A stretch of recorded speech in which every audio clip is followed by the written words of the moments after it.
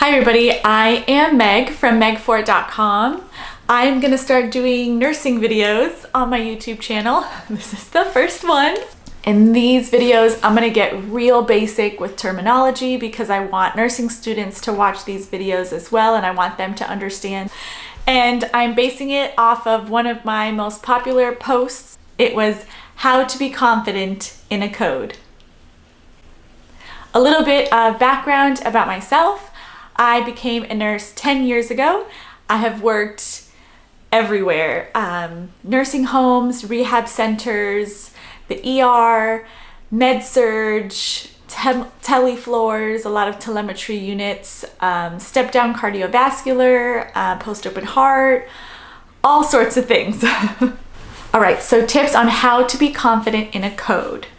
First of all, know your codes. Everybody's got a badge. Everybody has one of these little cheat sheets. Tells you what the code means. The most common codes you're probably going to be calling is like a rapid response, which is the patient's deteriorating, something's going wrong, super low blood pressure, super low sugar, they just passed out, but they still have a heartbeat and they are still breathing. You need help in the room. You call a rapid response or code rapid or whatever your hospital calls it. The other most common code, especially if you're working ICU or with really critical patients and step down, you're going to call a code blue. This is the one that everybody kind of freaks out on. There's certain things that intimidates you in nursing, especially in nursing school, and it's like your brain shuts off and you don't want to address it. But you are so powerful. Do not run away. Turn your brain back on. You can do this. Code blue, very simply, is your patient is not breathing, has no pulse. You need to revive them, or at least try to revive them. Bring them back to life. So know how to call a code blue.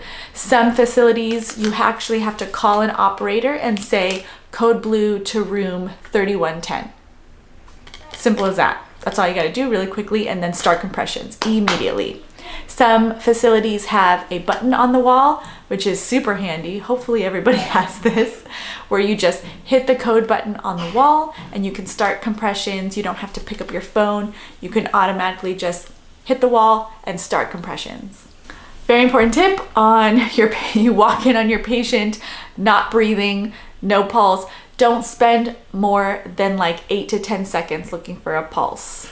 Always go for the carotid. If you feel a pulse, all right, they're still alive. If there's no pulse after 8 to 10 seconds, don't waste time. Don't go to the other side. Don't wait and feel for longer. Just start the code.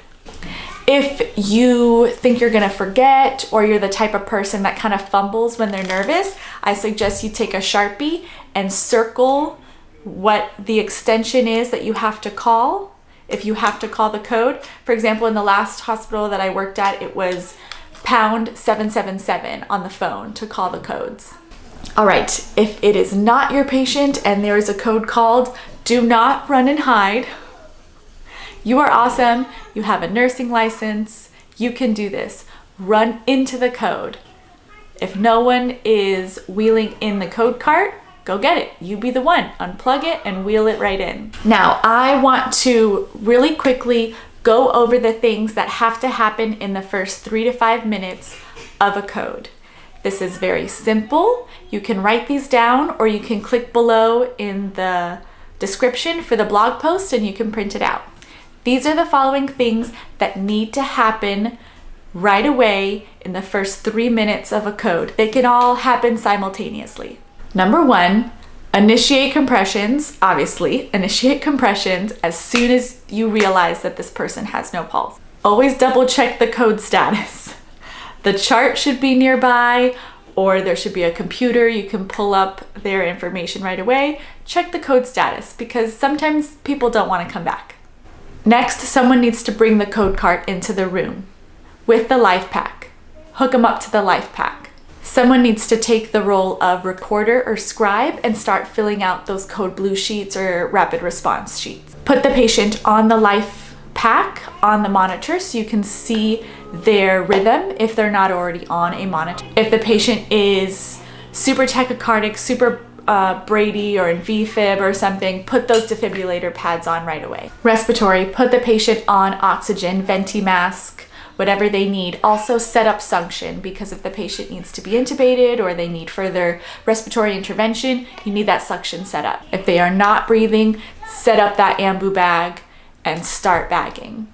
If you don't know how to set up the ambu bag, usually there's a little picture on the bag. It's really simple, but if you haven't done it before, you can kind of fumble around and waste a few seconds. Little tip, after the code is done, look at the ambu bag and kind of study it so you can understand how to do it the next time. Take it apart, put it together so you know how to do it. Next, immediately get a set of vitals, blood pressure, respiratory rate, pulse, O2 sat. Make sure you get all of that. And for insurance purposes and recording purposes, get a temperature and get a blood sugar.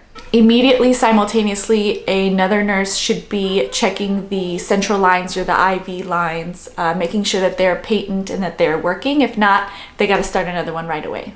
This is also the nurse who will usually be giving the meds. They already know the lines, they already know the access. They can just be right there and you can hand them the meds, or someone from the standing at the code cart can hand them the med. Also, simultaneously, another nurse should be assigned to open up one of the wows or cows or computers, whatever you guys call them there at that hospital, to get the patient's chart open so they can start looking up the labs of the day, what they've already had done, what the doctor said last, if the doctors visited them that day, all of that kind of info.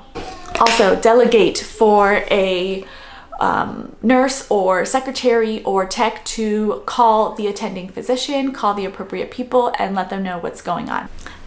Two things that are very important. It is super helpful when the nurse of the patient assigns all of the roles.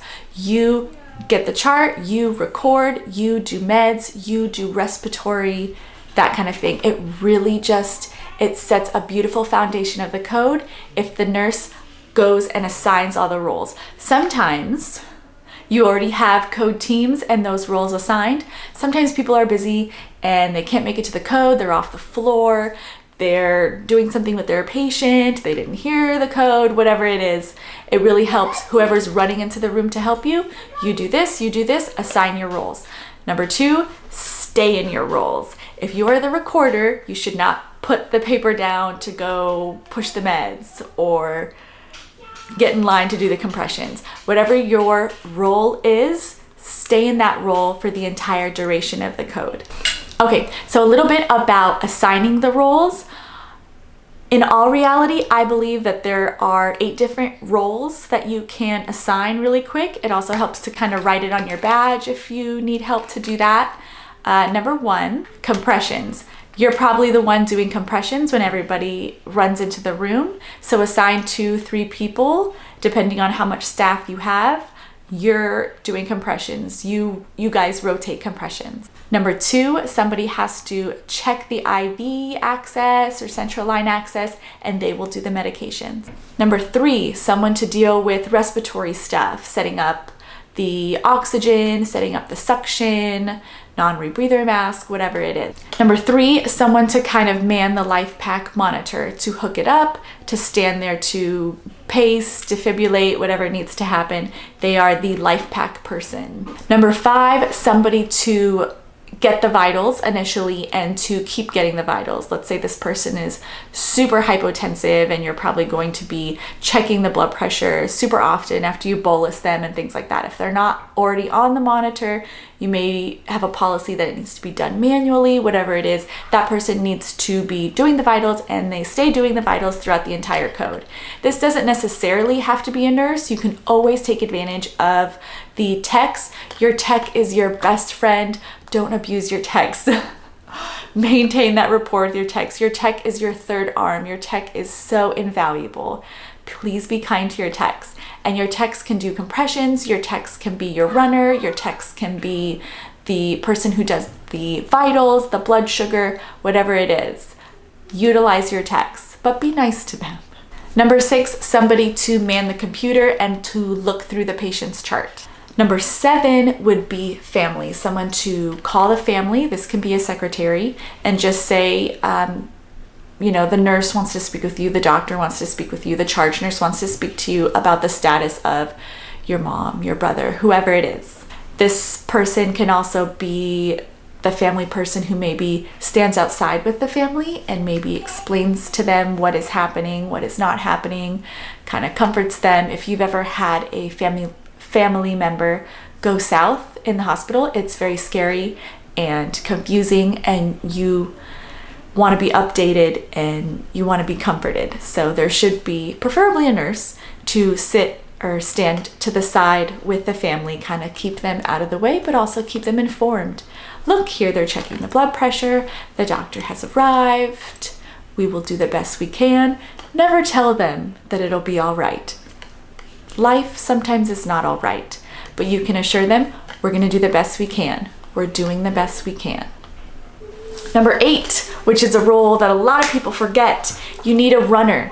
Not everything you need is in the patient's room. Sometimes the supply room is down a hall. Sometimes your med room is way far away and your pharmacist doesn't have what you need in the code cart or in their little box. So you need a runner. Sometimes it's good to have a nurse and a tech in this role.